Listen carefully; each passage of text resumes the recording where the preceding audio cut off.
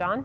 Sandra Daniel Flesch is a former IDF soldier and former senior advisor to Israel's permanent mission to the United Nations. He joins us now. Just let me get your thoughts off the top here of Melania Trump chairing the UN Security Council meeting this afternoon. Well, it's a very interesting choice. As President Trump engages in a military operation against Iran to pursue peace in that region, the Middle East, his wife, the First Lady of the United States, tries to pursue peace in the United Nations with talking about technology. It's a great kind of combination and duo and brings a different tenor from the U.S. mission to the United Nations. Yeah, really interesting to watch later on this afternoon. All right, let's get now to the kinetic activities that are going on in Iran, because Iran is lashing out against literally every neighbor in the Gulf region. Let's put up the map on the screen here so you can see.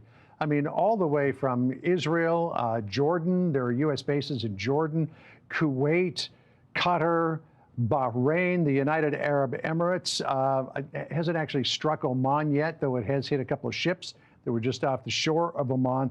Some people think that it's a serious miscalculation. This is what Yaroslav Trofimov wrote in the Wall Street Journal. The apparent calculation was that by targeting rich Persian Gulf monarchies that hold sway with the Trump administration, Tehran could force Washington and Israel into a rapid de-escalation. So far, this calculus seems to have backfired.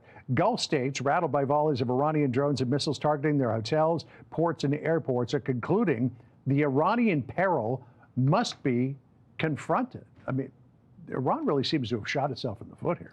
Well, it's high time these countries are recognizing that. Not only are they often benefactors of the Iranian regime, either holding their money or having other assets in their own country of the Iranian regime, but right now, when push came to shove, it's clear that the architecture the United States has been trying to build out since the last Trump administration now to have collective defense modeled around the Abraham Accords, but also a Middle Eastern air defense alliance is paying paying dividends in real time. And we're seeing these countries not only engage in defensive actions to shoot down Iranian drones and missiles, but also we just saw recently Qatar shut down some Iranian fighter jets. So I don't know if Iran yet shot themselves in the foot, but they've certainly tried to drive a wedge between the U.S. and Israelis as well as the rest of the Gulf countries. And we see the First Lady there outside the UN Security Council meeting room, meeting with the members of the council and others as she gets set to go inside and give her speech. So a lot of people asked me over the weekend, okay, so we've heard a lot about the politics of all of this, and we've heard a lot of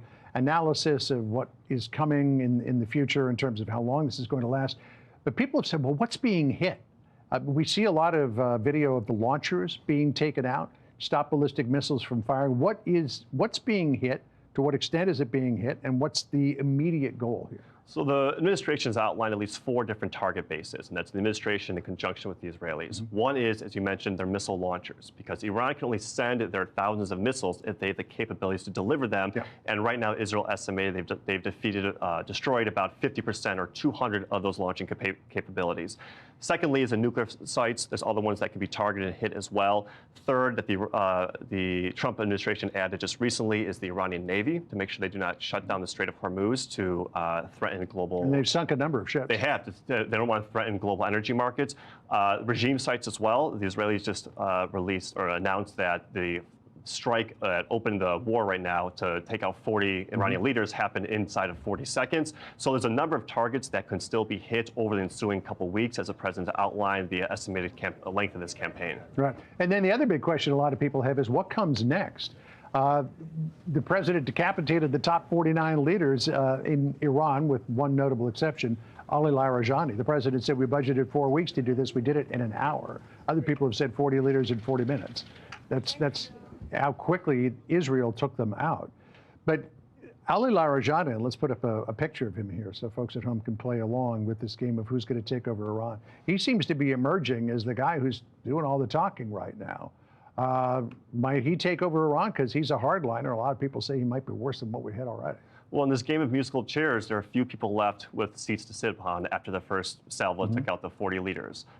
But how long it takes is kind of 2 separate questions. One is the military aspect of this campaign, which we just talked about, all the targets that the Israelis and the Americans can hit, and really to make sure that they hit those targets before Iran launches sufficient salvos that depletes Israeli, American, and Gulf allies interceptors to shoot down those salvos of missiles or drones. And the second is a political timeline. That's a longer game, certainly, but the administration has suggested that they did not go into this war without some sort of contingency or plan for that, whether working with Iranian dissidents in the diaspora or even inside the country to think about what does a day after the Iran regime look like. But still, with Ali Larijani, The ball's in their court. Do they want to surrender? Do they want to capitulate? Do they want to go back to the negotiating table in good faith? I think that's a hard sell. Doesn't sound like he wants to capitulate. Does not sound like it. No, and the Mossad is great at taking, popping off leaders who keep replacing the ones who came before them. So we'll see if he is long for this world. Daniel, great to talk to you. Thanks for coming by. Thank you, John. Sandra? Hey, Sean Hannity here. Hey, click here to subscribe to Fox News YouTube page